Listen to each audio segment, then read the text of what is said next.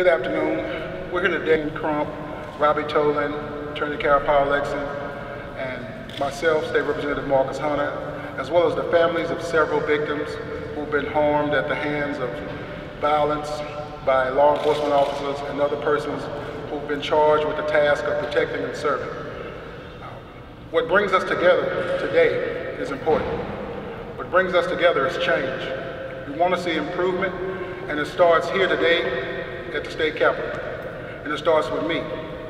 How that will happen is an aggressive legislative agenda, which I will be taking to the coroners, the sheriffs, the police departments, and several other groups in an effort to come with a piece of good government in the hopes that we can have something to not only protect and serve the police officers and law enforcement, but also to protect and serve the everyday person of the state of Louisiana. With that being said, I'm going to allow you to listen to the other people who are here today and let you know where they stand. Thank you.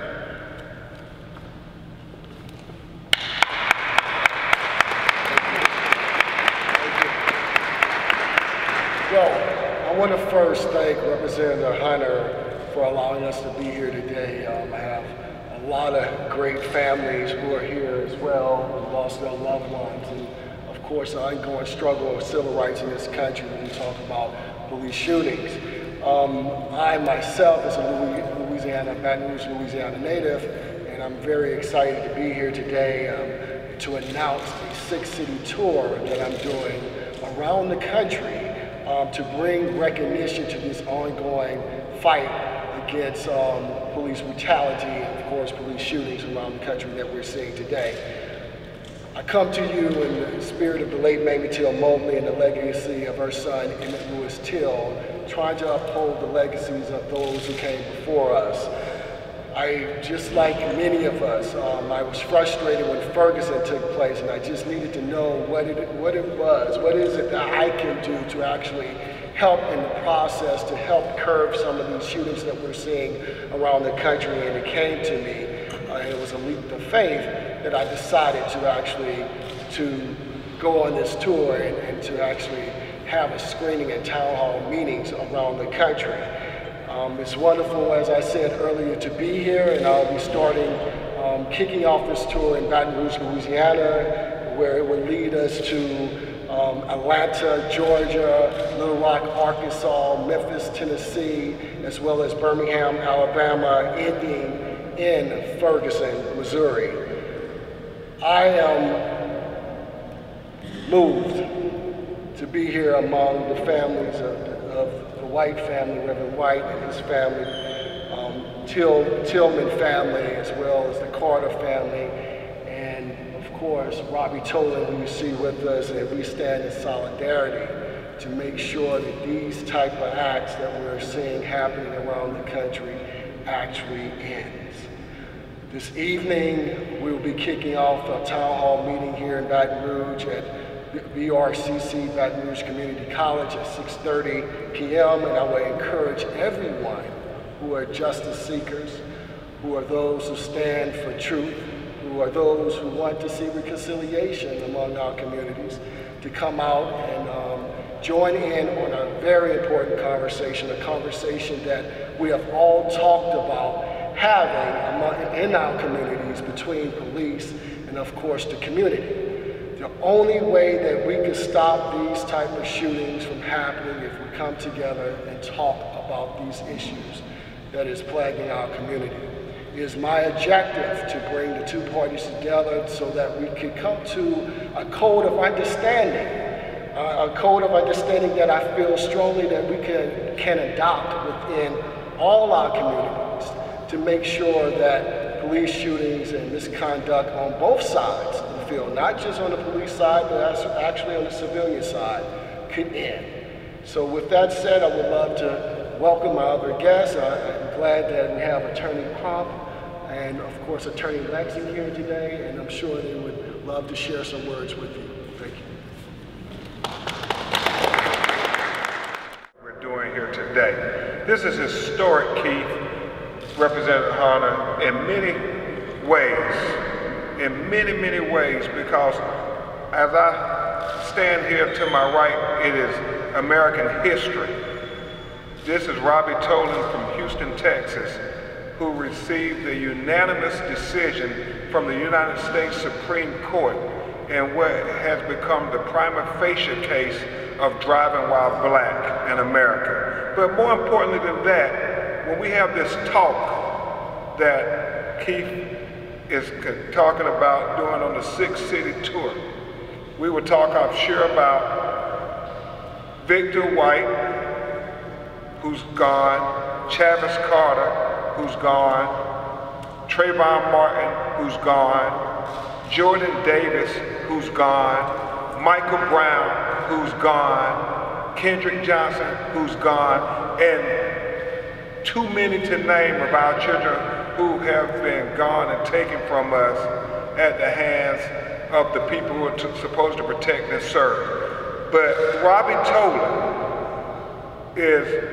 one of the few who can speak for all these young brothers who can't speak for themselves, because he's the only one who encountered a bullet of a police officer coming into his body and lived to tell about it. And as his mama, Miriam, has said in many interviews, God left him here for a reason.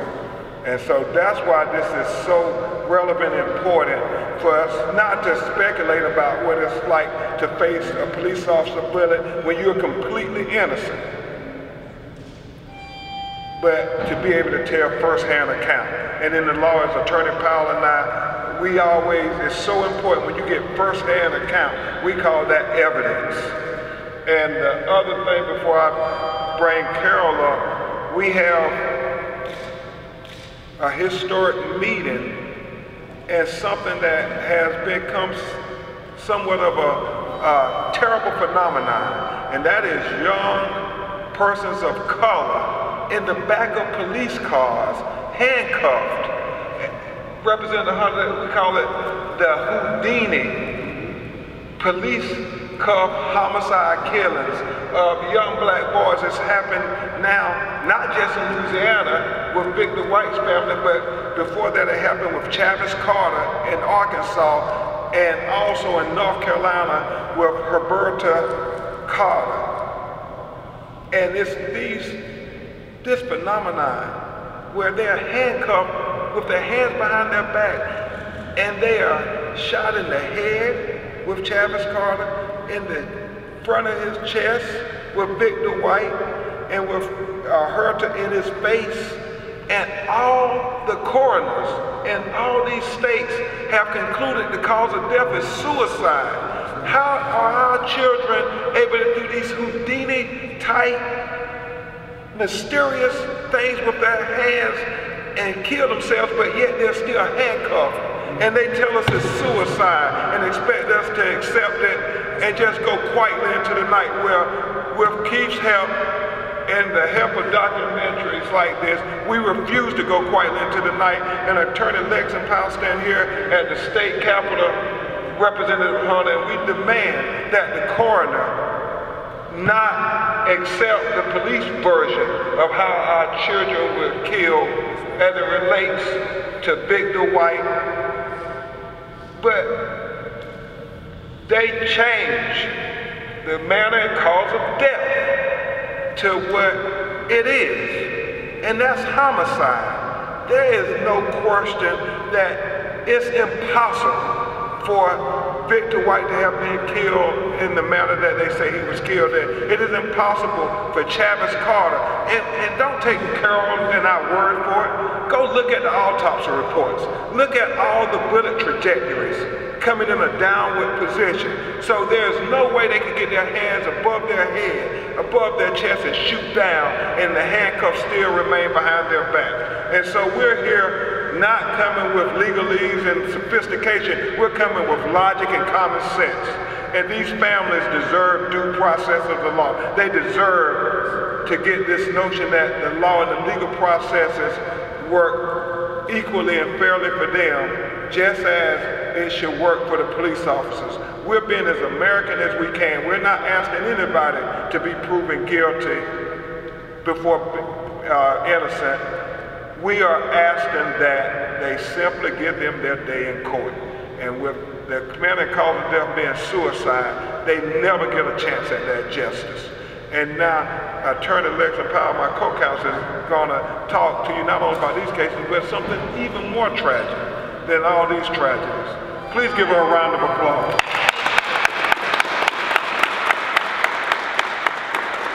Thank you, Attorney Crump, and I first also would like to thank filmmaker Mr. Beauchamp, I know it's Beauchamp, and Representative Hunter for allowing us to be here. But it's important that we always have a voice. In this 21st century, we have to send a strong message out to law enforcement that apparently has not received the memo that in this social media age that we are not going to take these cover-ups and all the abuse that they perpetrate on our young men in the country. And that's why it's so important to have filmmakers like Mr. Beauchamp and Representative Hunter, Attorney Crump, and others that are on the forefront, making sure that justice is brought to the forefront for these families that have suffered some tragedies in their lives. Mr. Tolan was one of the many less fortunate ones, but I want to tell you about a situation that happened on September the 23rd of this year down in Houma, Louisiana, regarding a young man named Cameron Tillman, well actually a child because he was 14 years old. He and his friends were decided that they were just going to hang out and in an abandoned house and just do what kids normally do when they adopted this house as their little clubhouse. They were there minding their own business, and lo and behold, law enforcement showed up. The deputy sheriff from the Houma Terrebonne Parish Sheriff Department showed up, did not announce himself, knocked on the door. Young Cameron opened the door and received 4 bullets. Now, they want to try to tell us that he had a gun in his hand, but he did not. That was just another tragic incident of a young child being killed unjustly at the hand of law enforcement. What Attorney Crump and myself want to do, although it is being investigated by the Louisiana State Police troopers, Louisiana State Police, we would like the Justice Department to get involved to kind of monitor to make sure that the investigation goes the way that it should go. And so we are calling for action on the part of the Justice Department to investigate what really happened in Houma, Louisiana on September the 23rd of 2014. We know that the 14-year-old did not have a gun in his hand, and we will not accept nothing less than the truth out of this situation. Instead of the truth, you have other things that are going on, but Attorney Crump and myself and good people like Mr. Beauchamp and Representative Hunter will be making sure that the right thing get done in this matter. And I'm not going to elaborate on it anymore. I'm just going to turn it back over to Mr. Beauchamp if he wants to say, but we thank you for being here this afternoon. You know, yeah, I never want to put them on the spot. If there are any family members who want to express themselves, they can, or we can save it until this evening at the town hall meeting.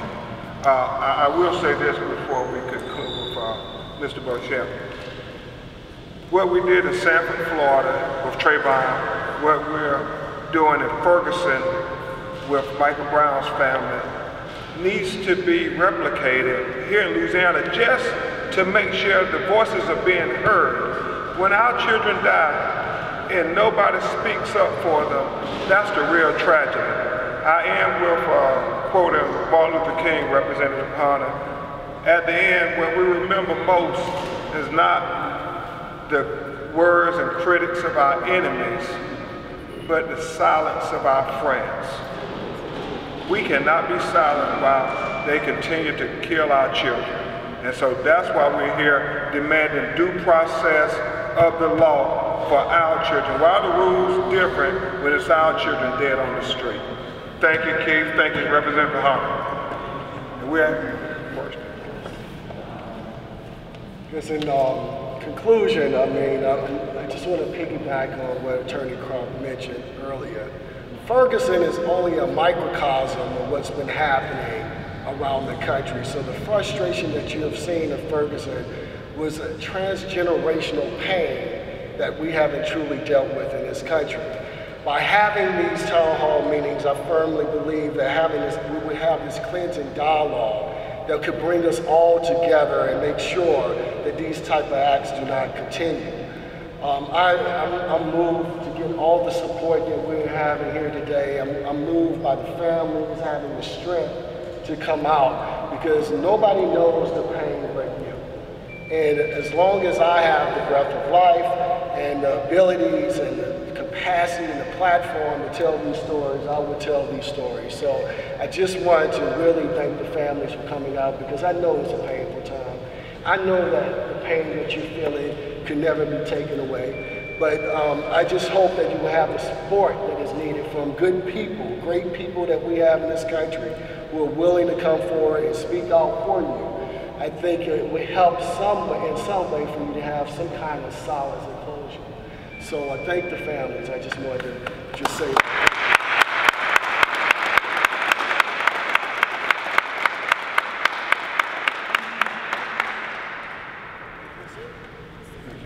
If you have a question or two, we'll try to address them. If not, we'll see you at the town hall meeting.